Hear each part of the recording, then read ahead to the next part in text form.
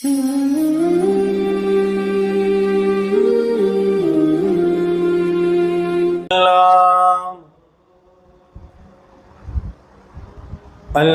لله نحمده ونستعينه ونستغفره ونؤمن به ونتوكل عليه ونعوذ بالله من شرور أنفسنا ومن سيئات أعمالنا من يهده الله فلا مضل له ومن يضلله فلا هادي له ونشهد أن لا إله إلا الله وحده لا شريك له ونشهد أن سيدنا وسندنا وهادينا ومرشدنا وقائدنا وإمامنا وإمام أنبيائنا محمدا عبده ورسوله الذي أرسل بالحق بشيرا ونذيرا وداعيا إلى الله بإذنه وسراجا منيرا إن الله وملائكته يصلون على النبي يا أيها الذين آمنوا صلوا عليه وسلموا تسليما اللهم صل وسلم وبارك على آل سیدنا محمد وبارک وسلم۔ قابل احترام عزیز دوستوں اور بزرگوں، اللہ رب العزت نے مجھے اور آپ کو ہماری اور آپ کی بے پناہ گناہوں کے باوجود اور بے اصول زندگی کے باوجود اللہ رب العزت نے ہمیں اور آپ کو ایک ایسی محنت عطا فرمائی جس محنت کے ذریعے سے آدمی اپنے رب کو پہچانے اور اپنی آخرت کو سنوارے، اپنے آپ کے بارے میں فیصلے کریں۔ یہ اللہ رب العزت نے ہماری بے پناہ کمزوریاں اور لاکھوں کمزوریوں کے باوجود اللہ تعالیٰ نے مجھ پر اور آپ پر یہ احسان فرمایا۔ اللہ رب العزت نے مجھے اور آپ کو ہماری اور آپ کی بے پناہ کمزوریوں کے باوجود ایک محنت اللہ رب العزت نے دین کی وہ عطا فرمائی جس کے ذریعے سے آدمی اپنی آخرت کو پہچانے، اپنے پیدا کرنے والے حقیقی خالق اور مالک کو پہچانے۔ وہ محنت مجھے اور آپ کو عطا فرمائی جس کو دعوت کی محنت کہو، تعلیم کی محنت کہو، اپنے دل کے تزکیے کی محنت کہو، یہ تمام کی تمام محنتیں دین کی خالص اور پاکیزہ محنتیں ہیں۔ اس محنت کے ذریعے سے ہر بڑے اور چھوٹے کو اپنی آخرت کا استحضار نصیب ہوتا ہے کہ آدمی اپنی آخرت کو پہچان کر چلتا ہے، اپنے رب کی مرضی کے مطابق اپنی زندگی کو گزارتا ہے۔ آپ کروڑ ہا کروڑ انسانوں کو اس وقت دیکھو، یہ دین کی پاکیزہ محنت جب چلی اور اس محنت کو جب اللہ رب العزت نے چلایا، تو ہر چھوٹا ہر بڑا، ہر جوان ہر بوڑھا، ہر ایک کی زندگی پر آپ نظر ڈالیں گے تو آپ کو پتہ چلے گا کہ کروڑ کروڑ انسانوں کی زندگیوں کے اللہ تعالیٰ نے رخوں کو بدل دیے۔ مخلوق کی طرف رخ تھا، خالق کی طرف رخ کر دیا، دنیا کے ساتھ زندگی گزار رہے تھے اور دنیا ہی کی محبت میں زندگی گزار رہے تھے، لیکن اللہ رب العزت نے آخرت کی طرف رخ کر دیا۔ یہ ان محنتوں کی برکتیں ہیں، یہ محنتیں پاک ہیں، اور اس محنتوں کا جو وہ ثمرہ ہے وہ پاکیزہ ثمرہ ہے۔ اس لیے انبیاء علیہ السلام دنیا میں ان محنتوں کو لے کر آتے تھے اور انسانوں کو یہ بات سمجھاتے تھے کہ یہ دنیا تمہارے مرضی کی جگہ نہیں ہے، یہ دنیا تو رب کریم کی مرضی کی جگہ ہے۔ تم اس دنیا میں رب کریم کی مرضی کو پورا کر دو، رب کریم تمہاری مرضیوں کو پورا کر دیں گے۔ وہ تو دنیا میں اپنی مرضی کا ایک چھینٹا برسا دیتے ہیں، جس کی وجہ سے کسی کو نعمتیں مل جاتی ہیں اور انسانیت کہتی ہے عجیب فلاں کی زندگی کامیاب ہو گئی، اس کو اتنا اتنا مال دے دیا۔ یہ رب کریم نے اپنی مرضی کی ایک جو ہے وہ چھینٹے کو ڈال دیا، ورنہ اللہ تعالیٰ اس دنیا کے اندر مرضی کے مطابق زندگی گزارنے والوں کو، کہ رب کی زندگی کے مطابق جو زندگی گزارے اس کو رب کریم اپنی مرضی کے شایع نشان کیا دینے والے ہیں وہ تو آخرت میں ہی پتہ چلے گا۔ یہ تو دنیا میں ایک ذرہ اور ایک چھینٹا ہے، یہ تو دنیا میں رب کریم ایک چھینٹا برسا دیتے ہیں، ورنہ دنیا میں آدمی رب کریم کی مرضی کے مطابق زندگی گزار لے تو پھر رب کریم جو ہے آخرت میں ہماری اور آپ کی مرضی کے مطابق اور اپنی شایع نشان بدلہ عطا فرمائیں گے، اور ایسا بدلہ عطا فرمائیں گے کہ نہ کسی کان نے سنا، نہ کسی آنکھ نے دیکھا، نہ کسی دل پر اس کا وہم و گمان، اور نہ کسی دماغ پر اس کا گمان گزرا۔ ایسی زندگی اللہ رب العزت اپنی مرضی کے شایع نشان دیں گے، اور یہ بات جو ہے اللہ تعالیٰ نے دلائل کے ذریعے سے ہم سب کو سمجھا دی کہ یہ دنیا تمہاری مرضی کے پورا کرنے کی جگہ نہیں ہے، یہ دنیا تو اللہ کے مرضی کے پورا کرنے کی جگہ ہے۔ اگر یہ دنیا میری اور آپ کی مرضی کے پورا کرنے کی جگہ ہوتی تو دنیا میں کوئی بوڑھا نہ ہوتا، سب جوان ہوتے۔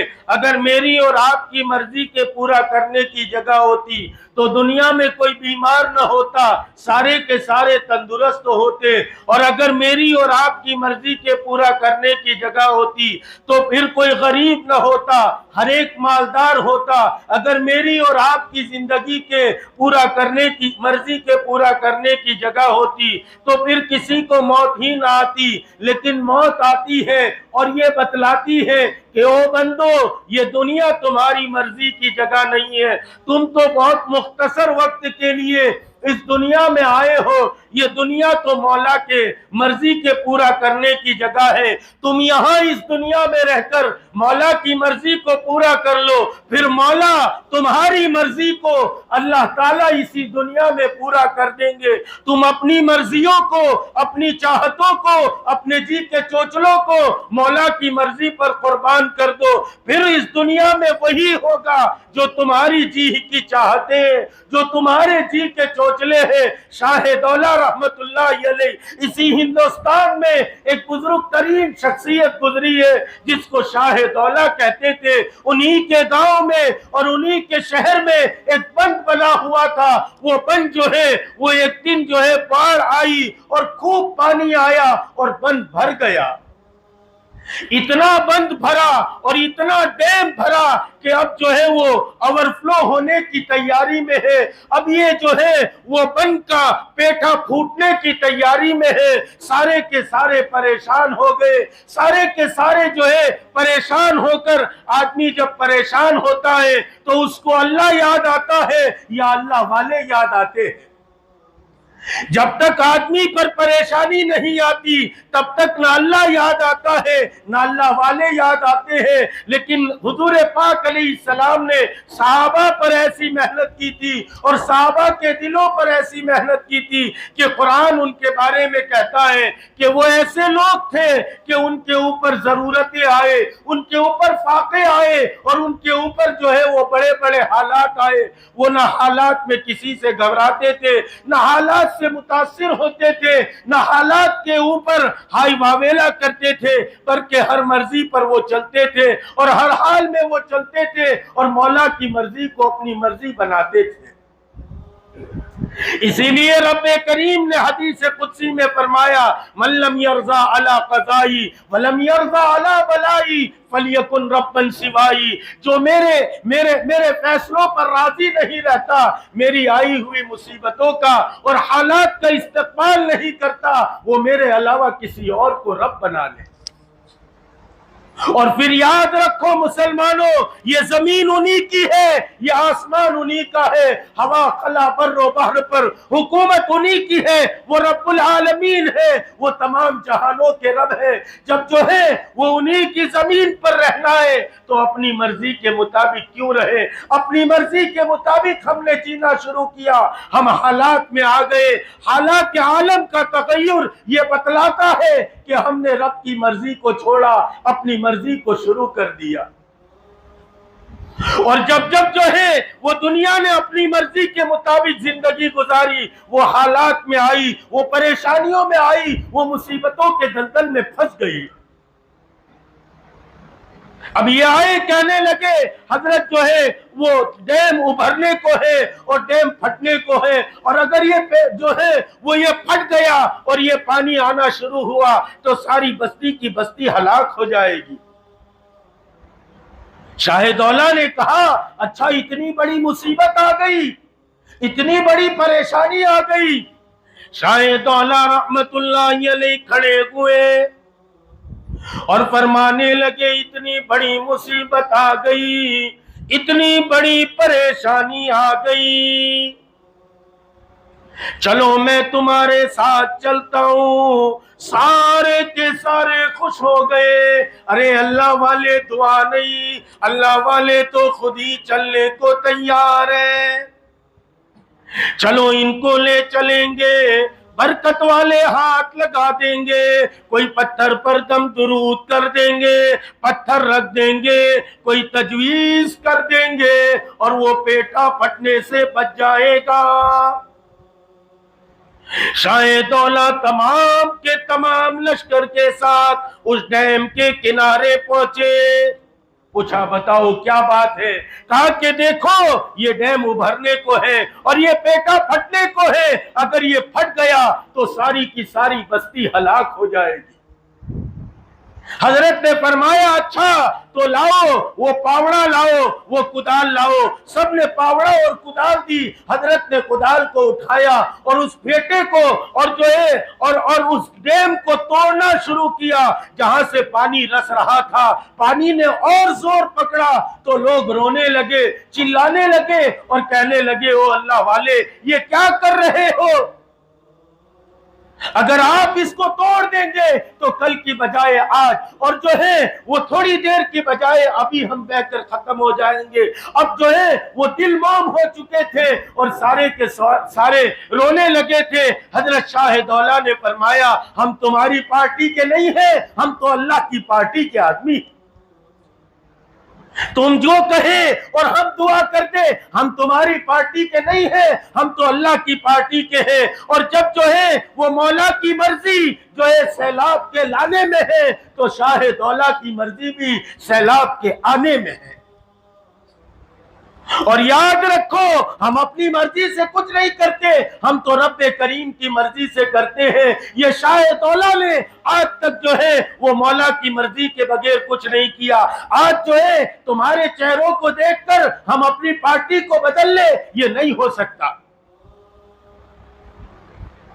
جیسے دنیا میں لوگ اپنی پارٹیاں بدلتے ہیں، دنیا میں الگ الگ پارٹیاں چلتی ہے، لوگ پارٹیاں بدلتے ہیں، آج تک اس پارٹی کے ساتھ تھے، اب اس پارٹی کے ساتھ ہو گئے۔ اجی کیا بات ہے خان صاحب، پہلے اس پارٹی کے ساتھ تھے، اب اس پارٹی کے ساتھ ہو گئے۔ یار وہ تو گدھا پارٹی ہے، لات مارتی ہے، کام ہو گیا پھر۔ ارے سمجھ رہے کہ نہیں سمجھو گے شاید۔ پھر پارٹی بدلی، صاحب کیا بات ہے، دوسری پارٹی بھی بدل لی۔ کہا کیا کرے، یہ تو سور پارٹی ہے، پخانہ کھاتی ہے، تو ہم کہتے اللہ پارٹی میں آ جاؤ۔ ہاں اللہ پارٹی میں آ جاؤ، بہت مزہ ہے۔ شاہ دولہ نے کہا ہم تمہاری پارٹی کے نہیں ہیں، ہم تو اللہ کی پارٹی کے ہیں۔ جب مولا کی رضا سیلاب کے آنے میں ہے تو شاہ دولہ کی جو ہے وہ رضا بھی، اور شاہ دولہ کی مرضی بھی سیلاب کے لانے میں ہے، سیلاب کے آنے میں ہے۔ لیکن کہا ایک راستہ ابھی بھی کھلا ہوا ہے، ایک راستہ ہر زمانے میں کھلا رہے گا۔ کہا کہ وہ راستہ کیا ہے؟ اب سارے کے سارے معتدل ہو چکے تھے۔ حضرت شاہ دولہ نے کہا سب کے سب رو کر اپنے گناہوں کی اللہ سے معافی مانگو، اور جو ہے یہ عہد و پیمان کرو کہ آج کے بعد جو ہے اپنی مرضی کے مطابق زندگی نہیں گزاریں گے، رب کی مرضی کے مطابق زندگی گزاریں گے۔ اب سب کے دل نرم تھے، سب نے رونا شروع کیا تو شاہ دولہ نے ہاتھ اٹھائے اور کہنا شروع کیا اے اللہ یہ تیری مرضی کے مطابق اب زندگی گزاریں گے، یہ سارے کے سارے پریشان ہیں اور تجھ سے توبہ کرتے ہیں، آج کے بعد یہ اپنی مرضی کو چھوڑ کر تیری مرضی کے مطابق زندگی گزاریں گے۔ اور جو ہے وہ جس دنیا کو تو نے ذلیل کہا ہے، اس دنیا کے چاہت کے مطابق اور اس دنیا کے چوچلے کے مطابق، عزیزان محترم جس دنیا کو میں اور آپ بہت بڑا سمجھتے ہیں، وہ دنیا کی اللہ کے نزدیک لنگڑے مچھر کے پر کی حیثیت نہیں۔ اسی لیے رسول خدا صلی اللہ علیہ وسلم نے انسانوں کو یہ بات سمجھائی کہ وہ انسانوں، یہ دنیا کی حیثیت اور دنیا کی چیزوں کی حیثیت اللہ کے نزدیک ایک لنگڑے مچھر کے پر کے برابر نہیں۔ رسول خدا کے ارشادات پڑھیے، رسول خدا کے ارشادات میں ملتا ہے کل قیامت کا دن ہوگا، اولین سے لے کر آخرین کا مجمع ہوگا، اور اللہ رب العزت جو ہے وہ اس دنیا کو لائیں گے اور دنیا کی زیب و زینت کے ساتھ دنیا کو سجائیں گے، اور دنیا کو سجا کر جو ہے وہ تمطراق بنائیں گے، اور اس کے بعد جو ہے اس کے چاندی کو، اس کے سونے کو، اس کے ہیرے جواہرات کو اور اس کے جو ہے وہ موتی کو، سب کو دنیا کو سجائیں گے، اس کے سورج اور چاند سے اس کو سجائیں گے، اور سچ دھج کر جب آئے گی تو یہ دنیا کہے گی اے اللہ مجھے تیری جنت میں جگہ دے دے۔ اللہ تعالیٰ فرمائیں گے جن کے نزدیک یہ دنیا ایک مچھر کے پر کی حیثیت نہیں رکھتی، اللہ تعالیٰ کہیں گے تجھے یہ جنت میں کیا جگہ دے، تجھے میرے ادنا جنتی کی جنت میں اگر تجھے میں داخل کر دوں تو تیری وجہ سے میرے ادنا درجے کے جنتی کی جنت بے نور ہو جائے گی۔ پھر فرشتوں کو حکم دیا جائے گا اور دنیا کے چاہنے والوں سنو، اور رسول خدا کی اس بات کو سنو، پکی اور ٹھکی بات کہتا ہوں، جس دنیا پر اتراتے ہو اترانا بند کر دو۔ یہ دنیا اور دنیا کی چیز کی اللہ کے نزدیک کوئی حیثیت نہیں۔ دنیا لذاذت سے کہے گی اے اللہ مجھے تیری جنت میں تھوڑی سی جگہ دے دے، اللہ کہیں گے میرے ادنا درجے کے جنتی کی جنت میں اگر تو داخل ہو گئی تو پھر یاد رکھ میرے جنتی کی جنت بے نور ہو جائے گی، اور فرشتوں کو بلائیں گے اور کہیں گے اس کو اٹھاؤ اور اس کو جہنم کے اندر ڈال دو۔ اب سوچو تو صحیح، جس دنیا کو جہنم میں ڈالا جائے گا تو دنیا کے چاہنے والوں کو کہاں ڈالا جائے گا؟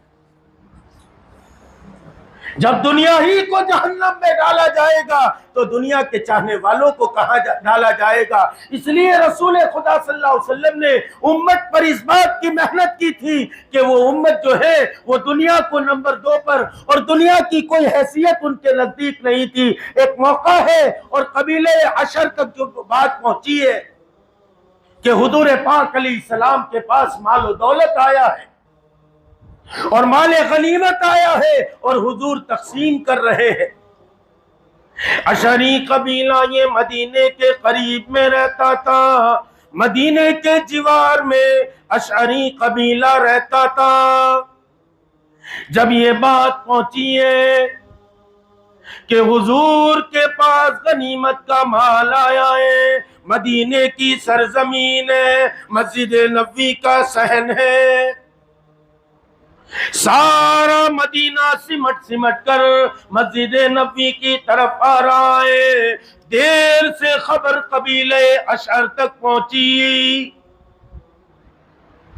انہوں نے کہا کہ چلو اچھا موقع ہے، آقا کے پاس مال غنیمت آیا ہے اور آقا سب کو دے رہے ہیں، اپنی سخاوت کا مظاہرہ کر رہے ہیں، چلو آج ہم بھی جائیں گے، ہمارے اوپر کئی دنوں کا فاقہ ہے، ہمارے بچے تڑپ رہے ہیں، ہماری عورتیں رو رہی ہیں، ہمارے گھر کے چولہے بوجھے ہوئے ہیں اور ہمارے گھر کے چولہوں میں بجائے آگ کے وہاں گھاس اگ گئی ہے۔ ہم جاتے ہیں اور حضور سے سوال کرتے ہیں۔ تقریباً 300 کا قافلہ مسجد نبوی میں پہنچا۔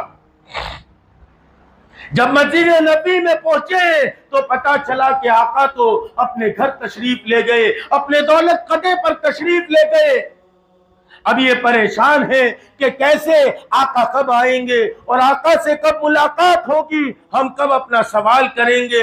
اتنے میں آقا کو کسی نے خبر پہنچائی کہ یا رسول اللہ، قبیلے اشر والے آئے ہیں اور 300 کے قریب لوگ ہیں، آپ دولت قدے سے باہر تشریف لائے اور منبر پر جلوہ افروز ہوئے اور بیٹھ کر ہی کہنے لگے، تشریف فرماتے ہی کہنے لگے، آؤ آؤ او قبیلے اشر والو، میرے قریب ہو جاؤ اور قریب ہو جاؤ، تم سے آج اللہ بھی راضی ہے، اللہ کا رسول بھی راضی ہے، اس لیے کہ تم تو دین کے خاطر اپنے جذبات کے گلوں کو گھونٹتے ہیں۔ اجی لوگوں، اللہ نے جو محنتیں چلائی ہیں وہ محنتیں اسی لیے چلائی ہیں ہم اپنے جذبات کو گھونٹے، اپنی جو ہے اپنی ضرورتوں کو مؤخر کریں اور دین کی ضرورت کو مقدم کریں۔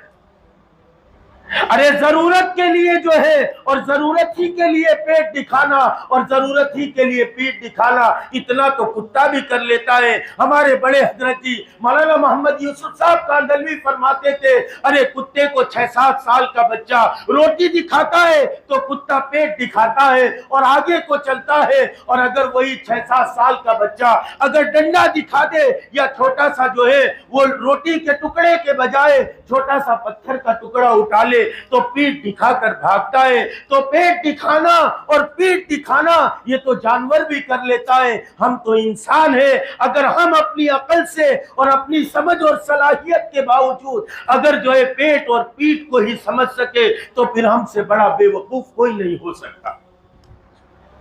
کیوں ایسی بے وقوفی میں زندگی گزارتے ہو؟ کیوں ایسی بے وقوفانہ زندگی گزارتے ہو جس زندگی کے گزارنے کے بعد ہمیشہ کی زندگی آخرت میں آگ لگ جائے؟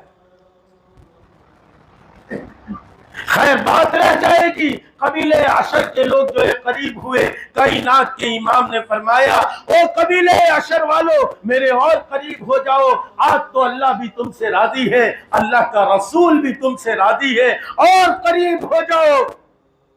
اور پھر ان کے مناقب بیان کرنا شروع کیے۔ ارے تم تو وہ لوگ ہیں جو ہمارے آئے ہوئے مہمانوں کا استقبال کرتے ہیں، ہمارے دین سیکھنے آئے ہوئے لوگوں کو اپنے گھر میں رکھتے ہیں، اپنے بچوں کو فاقہ کرواتے ہیں اور ان کو کھلاتے ہیں پلاتے ہیں اور ان کو اپنے پاس رکھ کر دین سکھلاتے ہیں۔ اس لیے یہ بھی ہمارا ایک کام ہے، ہمارے یہاں جماعتیں آ جائے، ہمارے یہاں لوگ آ جائے، ہم ان کو کھلا پلا کر جو ہے وہ ان کو دین سکھلائے، یہ ہماری ضرورت ہے۔ اس وقت دنیا میں ہم جو مار کھا رہے اس کی وجہ یہ ہے ہم نے وہ درد کو، وہ کڑن کو چھوڑ دیا ہے۔ اس لیے آپ پہلی وحی دیکھیے ایک تو ہے اقرأ بسم ربک الذی خلق، یہ تو ابتدا کی وحی ہے، لیکن جب دعوت کی وحی آئی تو پہلی وحی آئی یا ایھا المزمل، حضور پریشان ہے اور چادر اوڑھ کر سوئے ہیں، اما جان خدیجۃ الکبریٰ آپ کو سہارا دیتی ہے اور آپ کو دھارس دلاتی ہے، لیکن پھر حضور پاک علیہ السلام پر جو وحی نازل ہوئی یا ایھا المدثر قم فانذر وربک فکبر، او چادر اوڑھنے والے اٹھو اٹھو، تمہیں نبوت کا اور مقام جو دیا ہے اور نبوت کی جو ذمہ داری دی ہے وہ سونے کے لیے نہیں دی ہے، جاگنے کے لیے دی ہے۔ قم فانذر وربک فکبر، اور لوگوں کو رب کی جو ہے وہ کبریائی بتائیے اور رب کی پہچان کرائیے، اس لیے کہ جب آدمی رب کو پہچانتا ہے تو پھر رب کی مرضی کے مطابق چلتا ہے۔ ایسے ہی مجھے اور آپ کو حضور کی نیابت میں یہ ذمہ داری ملی ہے کہ تم سوتے پڑے نہ رہو، ارے سوتے سوتے تو زندگیاں لوگوں کی گزر گئی، تم تو ایک ذمہ داری کے لیے بھیجے گئے۔ وہ ذمہ داری یہ ہے کہ جیسے دائم الفکر حضور کو ہمیشہ ایک فکر لگی رہتی تھی، ایک کڑن لگی رہتی تھی، یہ انسانیت اللہ کو پہچان لے، ایسے ہمارے دل میں ایک کڑن اور ایک فکر لگ جائے۔ جب محنت چلتی ہے تو جذبات بنتے ہیں، محنت چلی تھی تو جذبات بنے تھے، قبیلے عشر والے موجود ہیں، کائنات کے امام ارشاد فرماتے ارے تم تو ایسے لوگ ہیں، اتنا تم نے دین پر لگایا ہے، اتنا کام کیا ہے، اتنے لوگوں کو علم دین سکھایا ہے، آج تم سے اللہ بھی راضی ہے، اللہ کا رسول بھی راضی ہے۔ پھر آپ نے فرمایا مانگو کیا مانگتے ہو، آج تم جو مانگو گے وہی ملے گا۔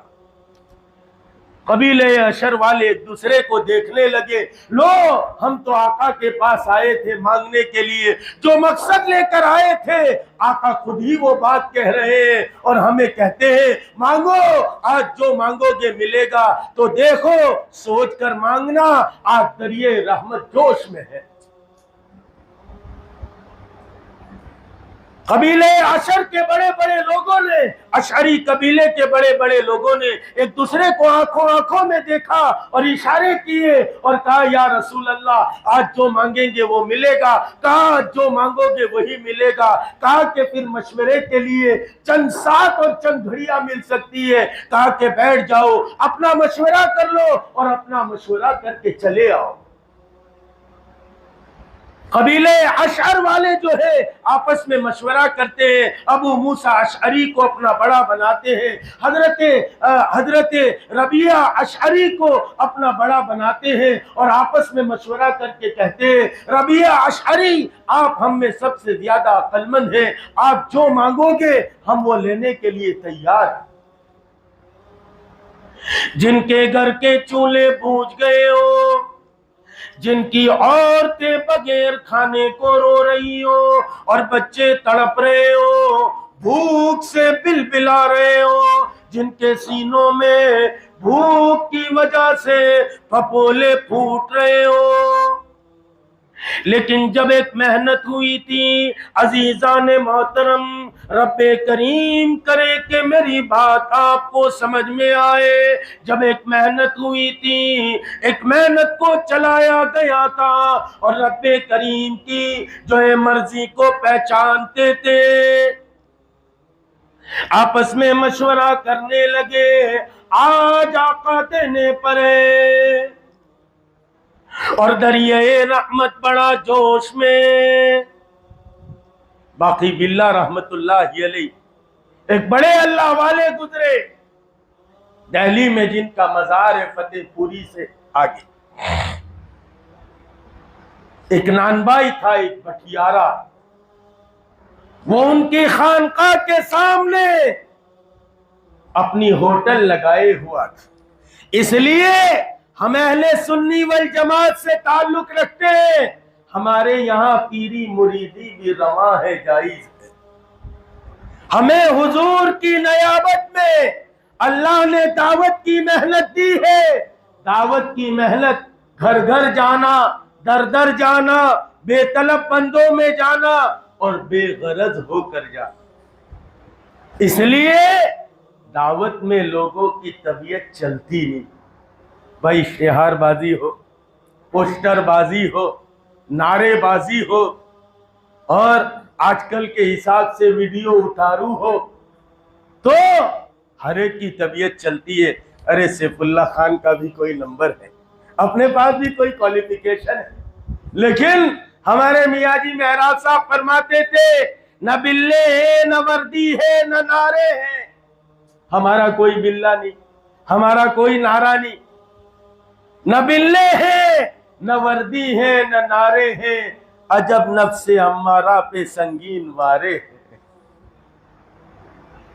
اپنا جان اپنا مال لگانا پڑتا ہے، تو دعوت کی محنت جب چلے گی تو دین کے تمام شعبوں میں پانی پہنچے گا۔ لیکن ہم دعوت کا کام کرنے والے یہ نہ سمجھے کہ ہم جو کام کر رہے وہی اچھا ہے اور وہی ٹھیک ہے، بھائی ایسا نہیں ہے۔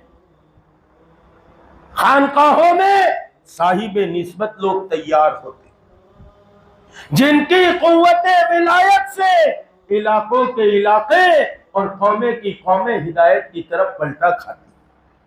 مدرسوں میں امت کے خواص تیار ہو جو قرآن و حدیث اور شریعت کو جو ہے وہ صحیح طرز پر سنبھالے ہوئے، تو تینوں محنتیں چلے، ایک دوسرے کی معاونت کے ساتھ، ایک دوسرے کی مدد کے ساتھ۔ خیر باقی باللہ رحمت اللہ علیہ اپنی خانقاہ میں تھے، سامنے وہ نان بھائی سوچتا رہتا تھا اس اللہ والے کو کبھی خوش کر کے دعائیں لینی۔ ایک تو ہے اللہ والوں سے دعا کی درخواست کرنا، اچھی بات، لیکن ایک ہے ان کے دل کو خوش کر کے دعا لینا، یہ بہت اونچی بات ہے۔ ایک دن رات میں مہمان آئے باقی باللہ کے یہاں، اب اللہ والوں کے یہاں کبھی عید کبھی باسی، کبھی روزی تو کبھی روزہ۔ اس نے جلدی سے دیکھا آج تو کھانا ختم ہے، جلدی سے روٹیاں تیار کی، قیمہ تیار کیا اور حضرت کے پاس پہنچا اور کہا حضرت یہ آپ کے لیے نذرانہ ہے، یہ آپ کے لیے ہدیہ ہے۔ اب وقت پر چیز مل گئی، حضرت بہت خوش ہوئے، کہنے لگے مانگ آج کیا مانگتا ہے۔ دیکھا تو وہ میرے اور آپ کے جیسا ہوتا تو 54 کروڑ کی، اب تو پورے 54 کروڑ ہی دے دو، ایسا ہی کہتا، کیونکہ ہم سب تو دنیا دار ہیں۔ عیسیٰ پیر نہ موسیٰ پیر، سب سے بڑا ہے پیسہ پیر، ایسا ہے ویسا ہے، جی چاہتا ہے بس پیسہ ہے۔ حالانکہ جیسے خون کو بدن میں چڑھانے سے پہلے میچ اور چیک کیا جاتا ہے، ایسے پیسے کو اور لائے ہوئے کھانے کو بدن کے اندر اور منہ میں داخل کرنے سے پہلے چیک اور جو ہے وہ چیک کیا کرو کہ یہ کھانا کیسا ہے، حرام ہے یا حلال ہے۔ ایک لقمہ حرام کا کھا لیا، یاد رکھو عبادات کا نور ختم ہو جاتا، 40 دن کی دعائیں نامقبول ہو جاتی۔ لون پر گاڑیاں لینے والوں ذرا سدھر جاؤ، بہت تعویلات مت کرو، یاد رکھو تعویلات کرنے والے بہت جلدی ایمان سے پھسل جاتے ہیں۔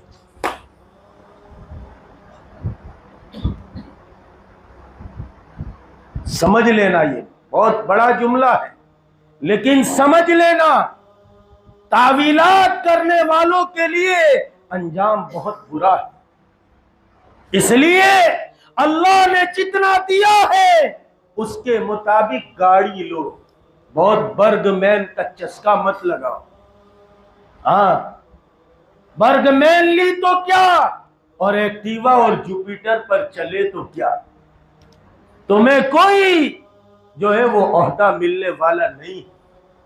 خیر بات بیچ میں آ گئی، قبیلہ اشر والے حضور پاک علیہ السلام کے پاس ہے، آپ نے فرمایا مانگو کیا مانگتے ہو؟ آنکھوں آنکھوں میں اشارے کرنے لگے، آج دریائے رحمت جوش میں، آج مانگنا ہے، بتاؤ کیا مانگے؟ ربیعہ اشعری کو امیر طے کر دیا۔ ربیعہ اشعری نے کہا میں جو مانگوں گا تم اس پر راضی ہیں؟ کہا کہ ہاں ہم تو اس پر راضی ہیں۔ سارے کے سارے حضور کی بارگاہ میں جمع ہو گئے۔ آپ نے پوچھا بتاؤ کیا مانگتے ہو؟ ربیعہ اشعری کھڑے ہوئے اور کہنے لگے یا رسول اللہ، ہم جو مانگیں گے ملے گا؟ کہا جو مانگیں گے وہ ملے گا۔ کہا جو مانگیں گے وہی ملے گا۔ کہا آج جو مانگو گے وہی مل جائے گا۔ تیسری دفعہ پوچھا ہو بہو وہی ملے گا؟ کہا کہ ہو بہو وہی ملے گا۔ تو جو ربیعہ اشعری کہنے لگے یا رسول اللہ، ہم تو جنت میں آپ کا پڑوس چاہتے، یہ فاقے تو گزر جائیں گے، یہ ضرورتیں تو پوری ہو جائے گی۔ آدمی کی ضرورت ہے کھانا، روٹی نہ ملی تو چاول، چاول نہ ملا تو چنا، چنا نہ ملا تو بسکٹ کے 2-4 ٹکڑے کھا کر پانی پی کر اپنی ضرورت کو پورا کر لیں گے۔ لیکن جنت میں آپ کا ساتھ مل جائے، آپ کا پڑوس مل جائے، اس سے بڑھ کر اور کچھ نہیں ہو سکتا۔ عزیزوں، جب امت محنت پر تھی تو اس درجے پر پہنچی ہوئی تھی، اور بھی کچھ باتیں عرض کرنی تھی، وقت ختم ہو گیا۔ عزیزوں، اپنی چاہتے اور اپنے جی کے چوچلے یہ بناؤ ہم مولا کی مرضی پر چلے، پھر اس دنیا میں وہ ہوگا جو تمہاری مرضی ہے۔ تم اپنی مرضی کو مولا کی مرضی پر قربان کر دو، تم جو ہے آخرت پر اپنی دنیا کو قربان کر دو۔ اللہ تعالیٰ تمہاری دنیا کو لوٹیں گے نہیں، تمہاری دنیا کو ختم نہیں کریں گے۔ دنیا تو اتنی دیں گے کہ تم تصور نہیں کر سکتے۔ بس فرق اتنا ہوگا کہ اس وقت جو حالات ہے اس میں ہم دنیا کے پیچھے محنت کرتے رہے تو سر پڑی دنیا دیں گے اور خوب محنت کرا کر دیں گے، اور جب جو ہے ہم اللہ کی مرضی پر زندگی گزاریں گے تو پیر پڑی دنیا دیں گے۔ ذرا سی محنت کیا کرو گے، کروڑ ہاں کروڑ دیں گے۔ اللہ تعالی ہم سب کو مولا کی مرضی کے مطابق زندگی گزارنے کی توفیق عطا فرمائے۔ وآخر دعوانا ان الحمدللہ رب العالمین۔